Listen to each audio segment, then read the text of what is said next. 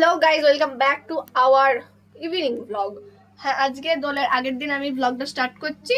তো কালকে দোল, আর কালকে আমি বাড়িতে থাকবো না। এবছর দোলটা আমি পিসির বাড়িতে কাটাবো। এই মাত্র ডান্স ক্লাস থেকে আমরা আবির ফাবির খেলে এলাম।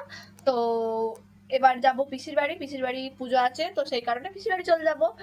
আর কালকে সারাদিনটা পিসির বাড়িতেই কাটাবো, পিসির বাড়িতেই দোলটা কাটাবো। এখানে কি হবে কি জানি, মানে এখানটা বাড়িতে আমি কাটাবো না।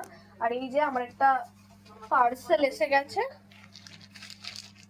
Ding ding ding ding ding, একটা পার্সেল এসে গেছে, বাট এটা এখন খোলার মতো টাইম নেই, লেট হয়ে গেছে, বেরোতে হবে। তো সেই কারণে এখন খুলছি না, এসে পার্সেলটা ওপেনিং করবো। তো চলো দেখা যাক আজকের দিনটা কালকের দিনটা কেমন কাটে। টাটা। আর এই যে এসেই দেখি পুজোর বাজার চলে এসছে, ঘর ভর্তি করে পুজোর বাজার, থালা বাসন, ঠাকুরের সমস্ত কিছু চলে এসছে। আর আমিও বসে পড়লাম ফুল মালা নিয়ে ঠাকুরের স্থানটা সাজাতে। আমি সব সাজালাম, এই কথাটা বলে বলে বসে বসেই আমি ল্যাদ খেয়ে খেয়ে কাটিয়ে দিলাম। মানে কাজ সবাই করছে, শুধু আমি বসে বসে বলছি এই তো আমিই সব করেছি, এই তো আমিই সব করেছি। মানে যেটা আমি বলে থাকি, যেটা আমার ডায়লগ, এই যে এখানেও আমি বলছি এই দেখো আমি সব করেছি, আমি সব করেছি। মানে কি বলবো, ল্যাদখোর কাকে বলে আমাকে দেখলে বোঝা যায়। যাই হোক, কেমন লাগছে আমাকে জানিও। আর রাত হয়ে গেছে, গুড নাইট, পরের দিন মর্নিংয়ে দেখা হবে।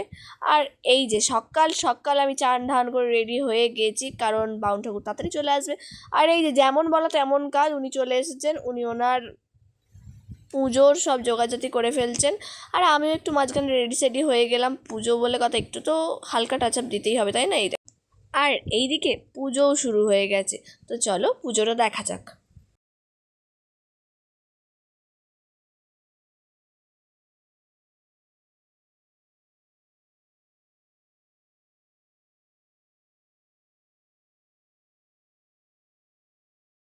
ও, তোমাদের তো বলাই হলো না, আজকে এই রাধাকৃষ্ণ ঠাকুরকে বাড়িতে প্রতিষ্ঠান করা হলো দোল পূর্ণিমার দিনে। আর এই যে হোম শুরু হয়ে গেছে, পুজো প্রায় শেষের পথে। আর এইভাবেই পুজোও সম্পূর্ণ হয়ে গেল। তোমাদের দোল কেমন কাটলো প্লিজ কমেন্ট করে জানিও।